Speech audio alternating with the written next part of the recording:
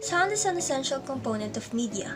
In every film we watch, every scene contains well-crafted sound design to help the audience better grasp what is going on. It reflects different characteristics of the production, such as the scene settings or the characters' actions. The use of sound can either help or hinder the audience's ability to understand the information you wish to express. There are various types of sound used in multimedia presentations. The first is music, which typically evokes emotions and arousal within listeners. It is effective for mood setting and encourages listeners to complete various personal tasks such as studying and meditating, as well as social functions such as courtship rituals, friendship creation and maintenance, as a topic of conversation, and as a means to encourage dancing. Adolescents primarily utilize music to regulate their mood. Females listen to music to boost their mood or to dwell on melancholy emotions, whilst males listen to music for excitement.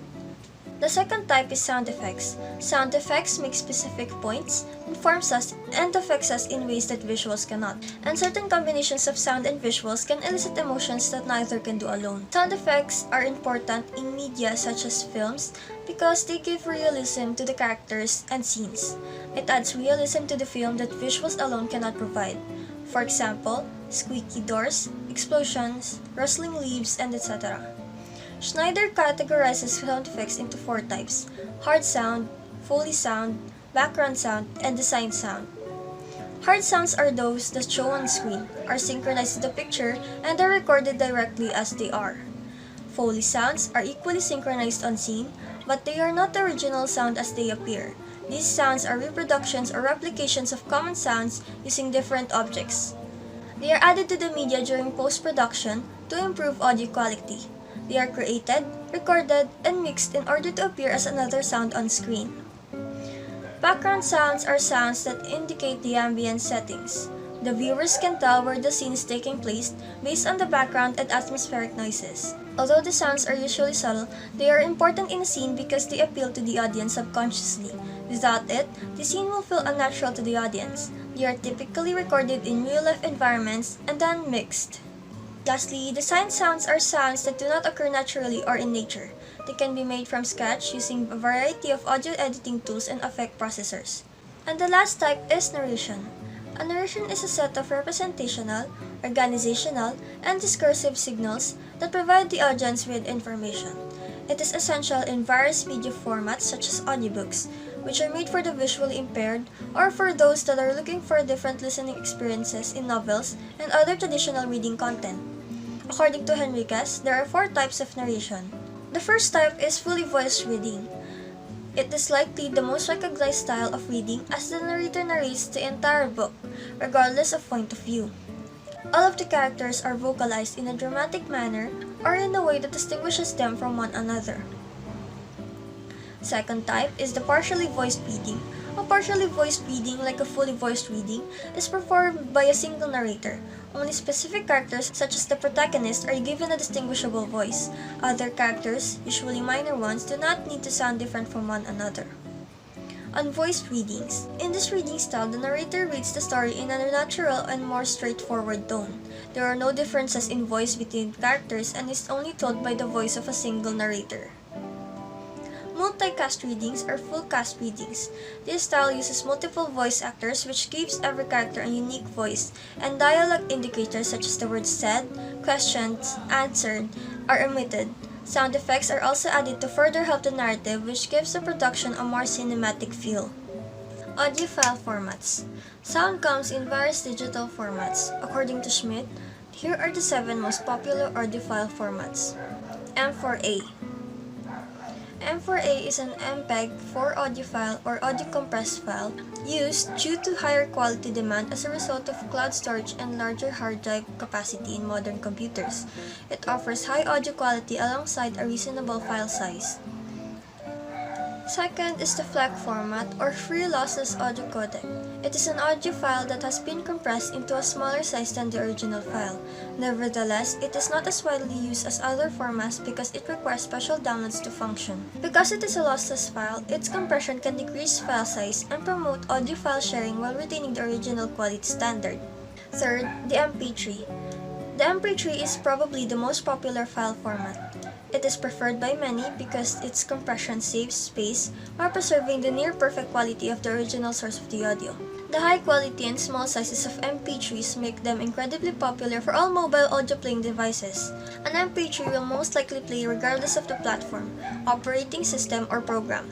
Because of its manageable size, it is probably best suited for an extensive audiophile sharing. Fourth is the MP4. It is an audiophile type that is a comprehensive media extension, capable of holding audio, video, and other media. The MP4 contains data in the file rather than code. This is important since MP4 files require different codecs to artificially implement the code and allow it to be read. The fifth is the WAV or waveform audiophile. It is an audiophile that stores waveform data that shows the strength of volume and sound in certain parts of the wave file. The wave format is the most commonly used file format for recording, mixing, and mastering. It is widely known as the professional audio format, which means that the majority of uploads to streaming services like Spotify and Apple Music allow or even require a WAV file. Compression can be used to convert a WAV file, however, it is not recommended. The sixth format is the WMA format or the Windows Media Audio format. It is a Windows-based alternative to the MP3 file format. Its lossless compression preserves high audio quality across all types of restructuring processes.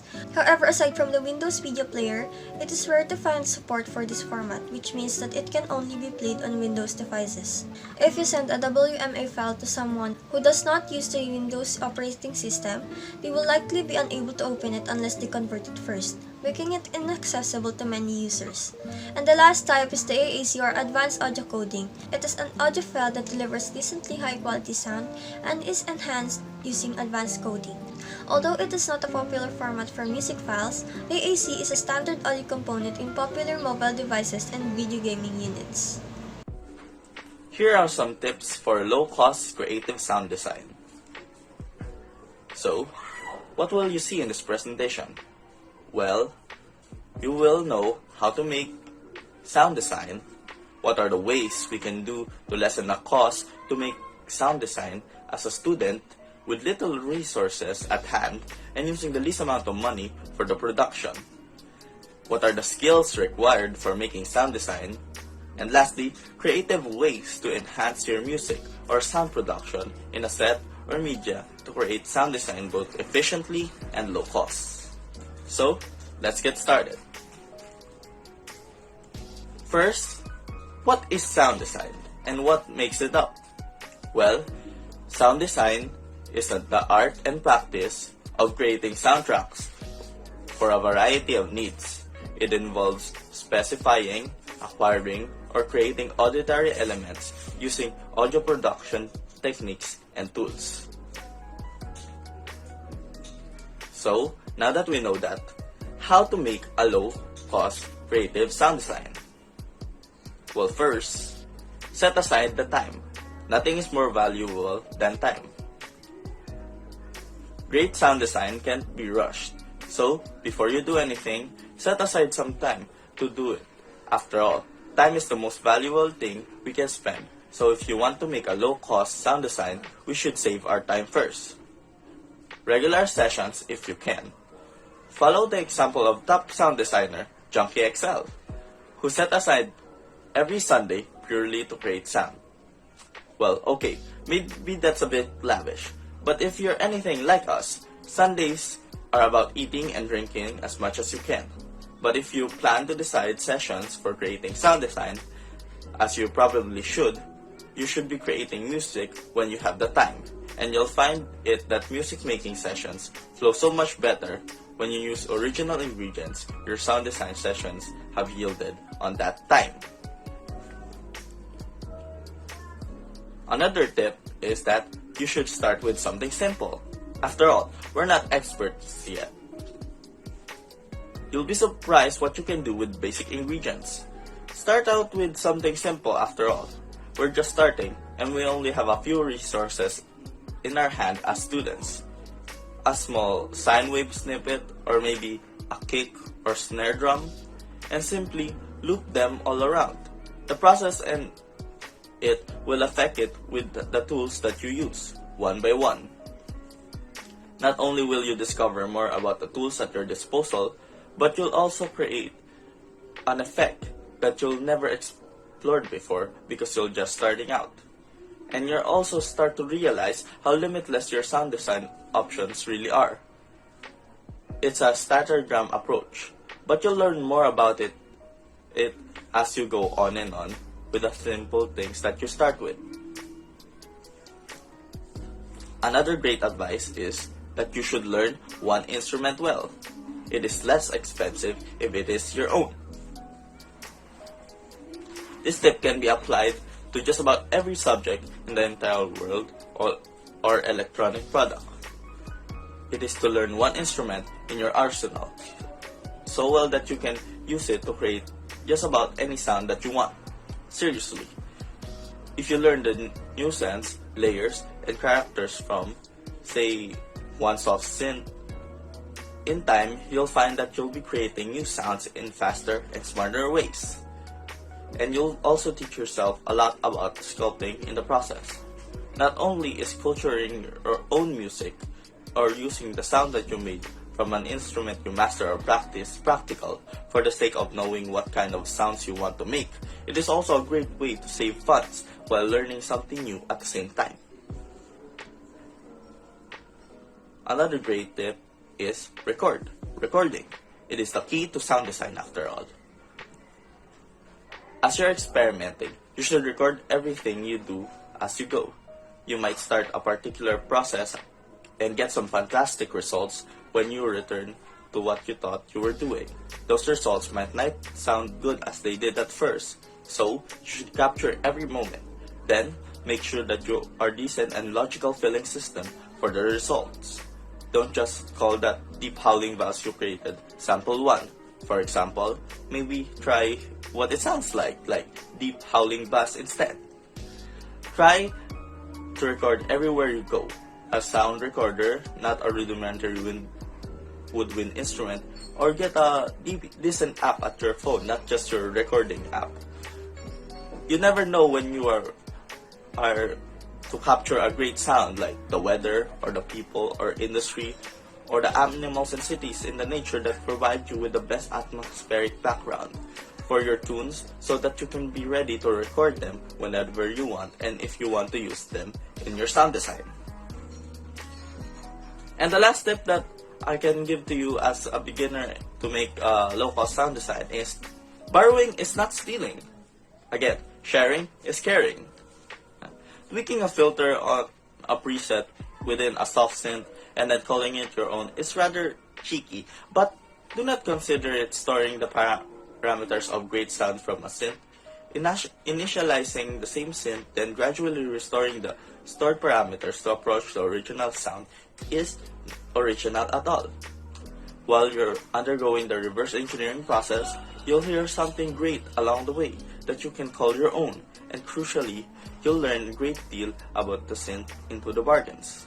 After all, the presets and different pattern or music set out in the public for us to use and adjust it for your own is not only legal, but also a great and cheap way to save effort, time, and money. So, that is all for this topic, and thank you for listening.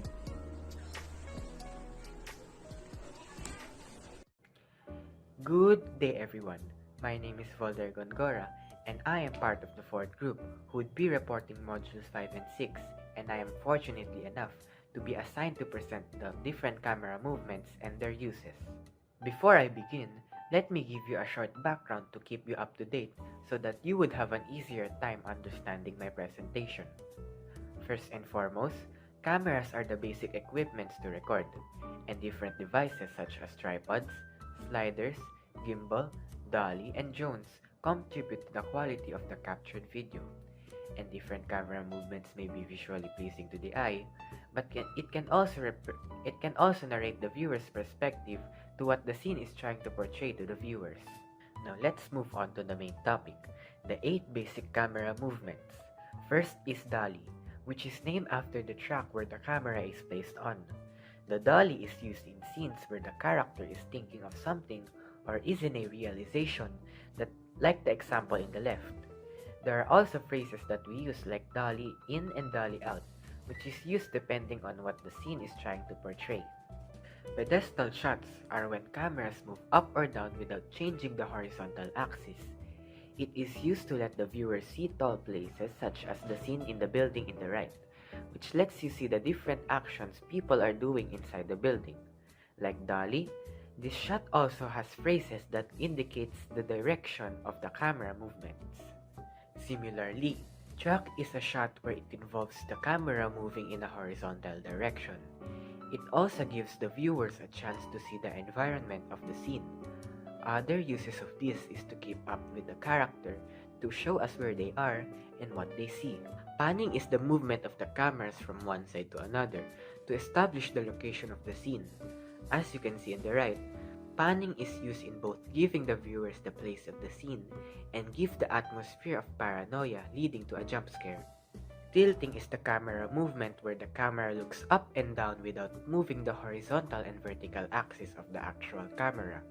Besides revealing things that was previously off camera, it also helps us the viewers to see how tall an object is by tilting up and how high we are by tilting down. Roll is a very rarely used camera movements for the reason on how specific the scene should be, like using for example the head of the dog, tilting to its sides to represent its confusion. Zoom is like dolly, where the scene goes closer or farther to a certain subject, but the difference is the cameras does not move physically. Only the camera's lens are used to zoom in or out of the subject. But the problem is the quality might be bad, and that's the reason why dolly is much preferred to this camera movement.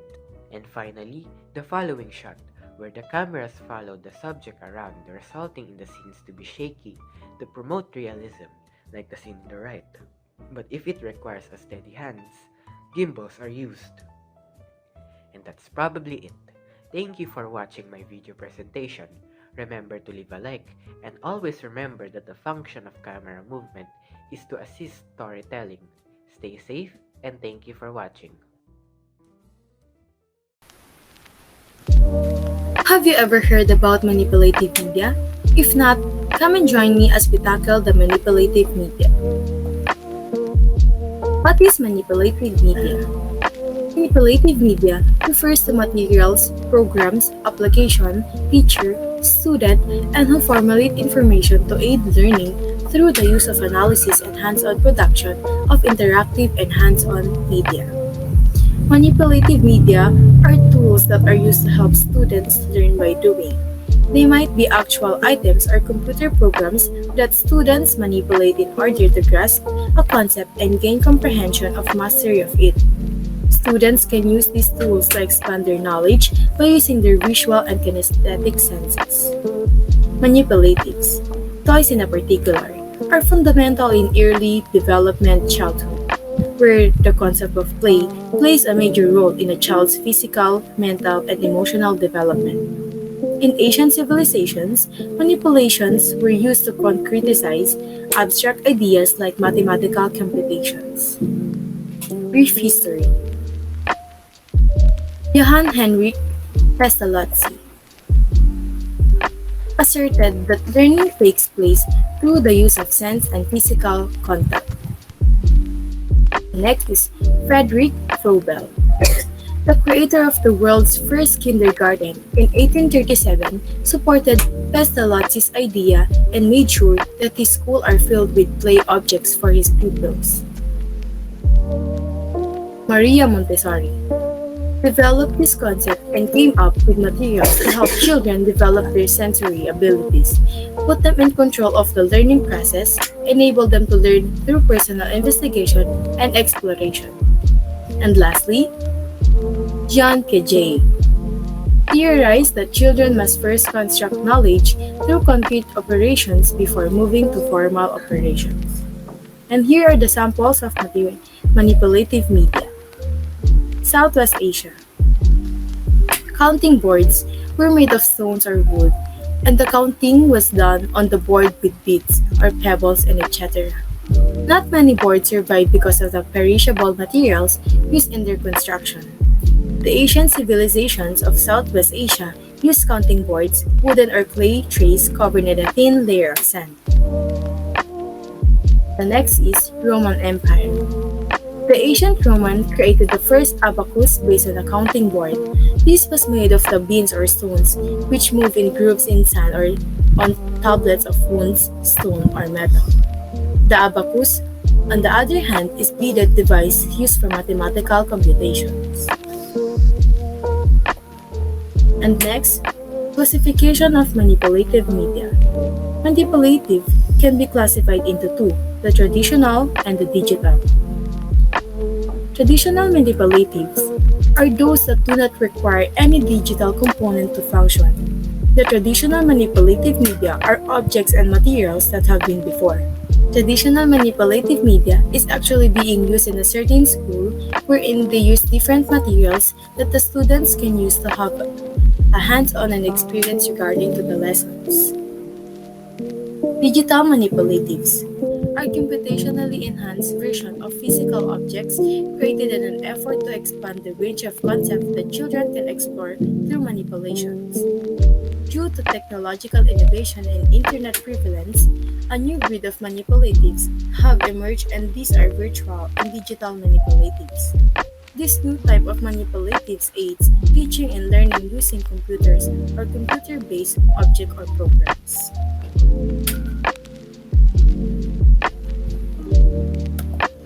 Here are the examples of traditional manipulatives. First is alphabet, next is cube, Play-Doh, board games, origami, and abacus. And here's a picture or example of digital manipulative. Lego bricks embedded with robotics technology and simulator. And there are two classifications of digital manipulatives. The first one is concrete. Concrete manipulatives allows actual hands-on manipulation, and the second one is virtual. Virtual manipulatives are interactive, web-based, visual, representative object that provides opportunities for constructing mathematical knowledge. And that's all. Thank you. Good morning everyone. I am here to present to you guys the comparison between the types of digital manipulatives. So again, there are two types, the concrete and the virtual. Concrete manipulatives are any objects that allow students to explore an idea in an active, hands-on approach. It can be almost anything from blocks, shapes, spinners, to even paper that is cut or folded. Virtual manipulatives, on the other hand, are interactive, web-based, virtual representations of a dynamic object that provides opportunities for constructing mathematical knowledge. Now, after defining both types, let's go to the advantages of each. For concrete media or manipulatives, the advantages are as follows. Simpler or movable. Tactile or concrete experience adds a dimension of learning. Fosters creativity. Process is traceable. Allows trial and error. Units are easier to distinguish, making the whole easier to see. Easier to relate to real-world applications. Less expensive than digital technology. Requires more thinking. Self-paced. Multi-sensory approach increases memory retention. Clarifies misconceptions and builds connections, concepts, and representations, encouraging more precise and richer understandings. For visual media, the advantages are feedback is immediate, easier to maneuver and keep together, offers a larger variety of experiences, allow more complex operations to be learned, catches the attention of the technology generation, more accessible at home, gives step-by-step instruction, and finally, often provides explicit connections between visual and symbolic. As you can see, both are good and each is better from one another in their respective fields. Now let's move on to the disadvantages. For the concrete media, there are only two disadvantages, and it is limited and not very challenging. There are only two because the live or hands-on approach is always good for people. The only problem is the limited or lack of materials for people to use. And now for the virtual media. The disadvantages are as follows. Cannot be actually touched. Sometimes forces one to think abstractly. More suitable for use after a student has already mastered the concept. Some make it too easy. Computers do the work for the students so they are able to guess the correct answer. May limit the teacher's ability to follow the student's thought process. Takes away the notion that the hands and mind must work together. Might feel like do versus learn or explore. Doesn't really make one find the answer on their own. The disadvantages revolve around the idea of the teacher and the learner not interacting properly because of the given situations. So that's it for the comparison of concrete and virtual manipulatives. Now let's go on to the next topic.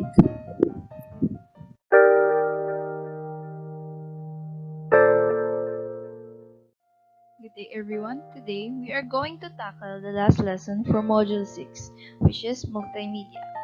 So what is multimedia? Multimedia is a form of communication that combines different content forms such as text, audio, graphics, animations, or video into a single interactive presentation. In contrast to traditional mass media, which featured little to no interaction from users, such as printed material or audio recordings. Popular examples of multimedia include audio podcasts, slideshows, and animated videos. There are 5 elements of multimedia. The 5 elements of multimedia are text, audio, video, graphics, and animation. These 5 elements are split into 2 groups. These are the static and dynamic elements. So what is static and dynamic elements? Static media refers to the content that doesn't change. It is a time-dependent discrete media which includes text and graphics. Information in this media consists exclusively of a sequence of individual elements without a time component. The dynamic media refers to the content that is constantly updated and is interactive. It is time-dependent, continuous media, which includes sound, video, and animation. Its information is expressed as not only of its individual value, but also by the time of its occurrence. So let's discuss. Text is a key component in many multimedia applications. It is made up of characters that are used to make words, phrases, and paragraphs. Text, on the other hand, excels in conveying simple information. Inadequate attention to the presentation and flow of the text within a multimedia application might result in a failure to communicate the presentation's central message. Next, graphics. Graphics is a digital representation of non-text information, such as drawing, chart, or photograph. Graphics enhance the appeal of the multimedia application and aid in the illustration of using still images. There are 2 types of graphics used, which is bitmap and vector. Bitmap is a method by which a display space is defined, including the color of its pixels. In effect, a bitmap is an array of binary data representing the values of pixels in an image or display. Bitmap images are made up of dots called pixels. Vector graphics are computer-generated graphics that use very little memory. A vector graphic consists of shapes, curves, lines, and text which together make a picture. Here is the example of vector and bitmap graphics. As you can see, the vector graphic is made up of curves, lines, and shapes, while the bitmap graphics is made up of dots called pixels. Here is another example.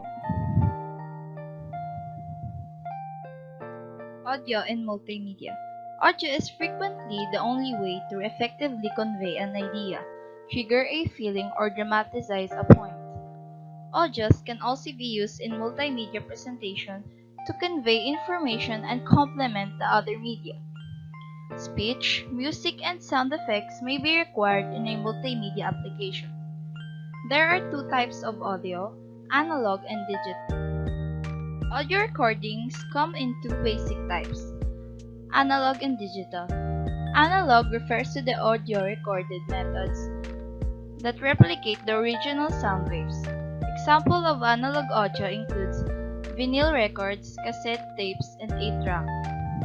Digital audio is a representation of sound recorded in or converted into digital form. It is recorded by taking samples of the original sound wave at a specified rate. In digital audio, the sound wave of the audio signal is typically encoded as numerical samples in a continuous sequence. Examples of digital audio include CDs and MP3 files. Next is video. Video is the technology of electronically collecting, recording, processing, storing, sending, and recreating a sequence of still pictures depicting scenes in motion is known as the video. The term video refers to a moving picture that is accompanied by sound, such as a television picture. The video component of a multimedia application provides a lot of information in a short period of time. Digital video can be used in multimedia applications to display real-world objects. Next, animation is a series of graphics that create an illusion. Digital animation is used in multimedia and is frequently used in entertainment multimedia products in general, and in children's entertainment. The animation can be used effectively for attracting attention. Animation also makes a presentation light and attractive. There are 4 types of animation: 2D, 3D, motion graphics, and stop-motion animations. In 2D animation, characters and objects used for manipulation only consist of height and width, while 3D animation comprises of manipulation of characters and objects with 3 dimensions, height, weight, and depth, and they are more realistic than in comparison to 2D characters. Here is an example of 2D and 3D animations. Motion graphics means graphic in movement. It is the most straightforward definition you can get. Motion graphics are pieces of animation or digital footage which create the illusion of motion or rotation, and are usually combined with audio for use in multimedia projects. Stop-motion animation is a tangible and physical animation. It is the art of manipulating objects and figures frame by frame, creating an illusion of fluid movement. Here is the example of motion graphics and stop-motion animation. Applications of multimedia in daily life. Multimedia can be used in multimedia applications, video conferencing, video on demand, interactive TV, home shopping, social media, games, virtual reality, digital video editing and production systems, basic television services, digital audio, financial transactions, and digital multimedia libraries. Standard file format. Each of the 5 elements listed above has a different file format. A file format is a particular way of storing data on a computer. When creating your own multimedia program, the formats will allow you to choose the type of text, graphic, audio, and animation to apply. Here are the standard file formats for the 5 elements. That's all. Thank you for listening.